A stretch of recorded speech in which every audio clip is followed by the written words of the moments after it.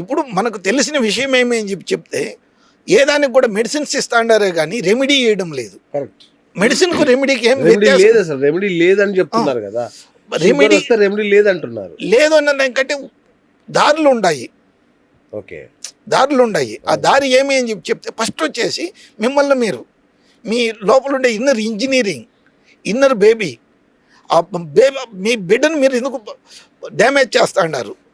ఎట్లా అని చెప్తే ఇన్సులిన్ మీరు తీసుకున్న వెంటనే డ్యామేజ్ అవుతా ఉండేది. మీ మెటామార్ఫిన్ కానీ ఏదైనా ఇన్సులిన్ తగ్గించడానికి తీసుకుంటా ఉండేది. దానివల్ల మీకు జరిగే నష్టమేమి, లాభం వదిలేయండి.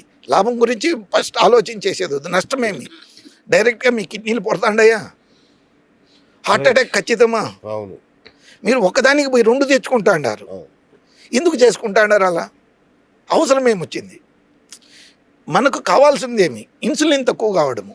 ఇన్సులిన్ ఎక్కడి నుంచి వచ్చింది?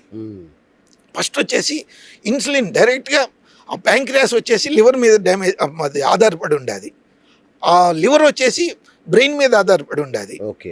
ఆ బ్రెయిన్ వచ్చేసి మైండ్ మీద ఆధారపడి ఉండేది. ఇది దారి. ఈ దారిని ఒక్కొక్క దాన్ని మనం సెగ్రిగేట్ చేసుకుంటా, దాన్ని సపరేట్ చేసుకుంటే ఎక్కడ డ్యామేజ్ ఉంది అని మీరు తెలుసుకోగలిగితే, మీ శరీరాన్ని మీరు అర్థం చేసుకోగలిగితే అప్పుడు మీకు జబ్బులు లేవు. ముఖ్యంగా డయాబెటీస్ లేనే లేదు. నేను ఈరోజు చెప్తా ఉన్నాను, 30 days నేను మీ ప్రేక్షకులకు అందరికీ ఫ్రీగా ఇస్తాను. మీకు అందరికి కూడా ఫ్రీ, ఏది కూడా ₹1 ఇవ్వద్దు. మీరు 30th day నుంచి ఎందుకు నేను ఈ ఛాలెంజ్ చేస్తాను అని చెప్తే అర్థం కావాలి. ఎంతమందో డాక్టర్లు కాని వాళ్ళు అందరూ ఏమేమో మాట్లాడతారు. నేను ఒక క్వాలిఫైడ్ డాక్టర్గా నా హోమియోపతి, నా డిప్లొమా యోగా, నా పీజీ డిప్లొమా సైకాలజీ అన్నీ కూడా 40 years ఎక్స్పీరియన్స్.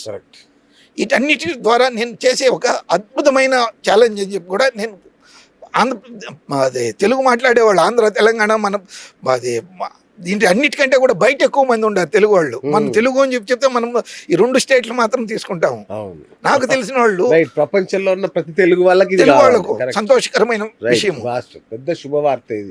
సో చూసారు కదా. అంటే సార్ మీరు అనేది ఏంటంటే మీ బ్రెయిన్ కనుక మీరు కంట్రోల్లో పెట్టుకుంటే డయాబెటీస్ అనేది లేదు అంటారు, అంతే? ఖచ్చితంగా.